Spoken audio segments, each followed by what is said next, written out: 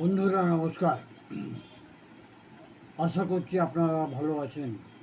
আমাদের homeopathic channel homeopathy health hub কোলতে আপনাদেরকে অনেক স্বাগত। আজকে আমরা কথা বলবো ঢেকুর ইলেকট্রিশন, যেটা বারে বারে হয়, বাইরে বেরোলেও হয়, কোনো অফিসে কিংবা কোনো ইম্পর্টেন্ট জায়গায় গেলেও হয়। ঢেকুরটা একটা সমস্যা। এটা জেনারেলি আমরা সামান্য ভাবি, কিন্তু অনেক বারে বারে হয়, তখন পাচনতন্ত্রের সমস্যার সংকেত হতে পারে।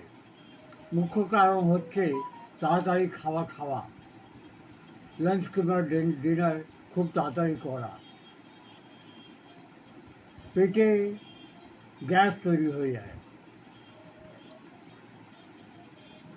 এটা খাওয়া, লাঞ্চ কিংবা ডিনার কিংবা কার্বোনেটেড ড্রিঙ্কসের জন্য হতে পারে, ইনডাইজেশন জন্য হতে পারে, গ্যাস্ট্রাইটিস একটা সমস্যা হতে পারে, কিংবা অ্যাসিডিটি, গ্যাস্ট্রোএসোফেজিয়াল রিফ্লাক্স এই কারণে হতে পারে।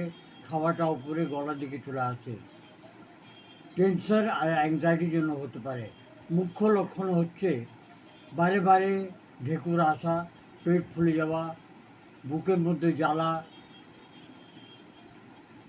খাওয়ার পর ভার পেট ভার লাগে, পেটে গ্যাস তৈরি হয়ে যায় এবং অসহজ ফিল হয়। হোমিওপ্যাথিক ওষুধ আছে আপনার কার্বোভেজ, খুবই ইম্পর্টেন্ট একটা ওষুধ।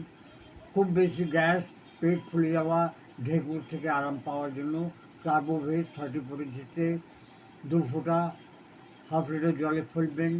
এটাকে 50 বার 60 বার ঠুকবেন আপনার পিলোর উপরে, তারপর জলটাকে ঘোট ঢোক করে দিয়ে খাবেন সারাদিন 4 থেকে 5 বার। এরপর হচ্ছে লাইকোপোডিয়াম, একটু খেলেই পেট ভার হয়ে যায়, গ্যাস, সন্ধেবেলা 4টা থেকে 8টা গ্যাস তৈরি হয়ে যায়। নক্স ভূমিকা, মশলা কিংবা স্পাইসি ফুড, তেলের কিংবা বাইরের খাওয়া খেলে অপর সমস্যা হয়ে যায় এবং খাওয়ার পর ঢেকুরটা আরম্ভ হয়ে যায়।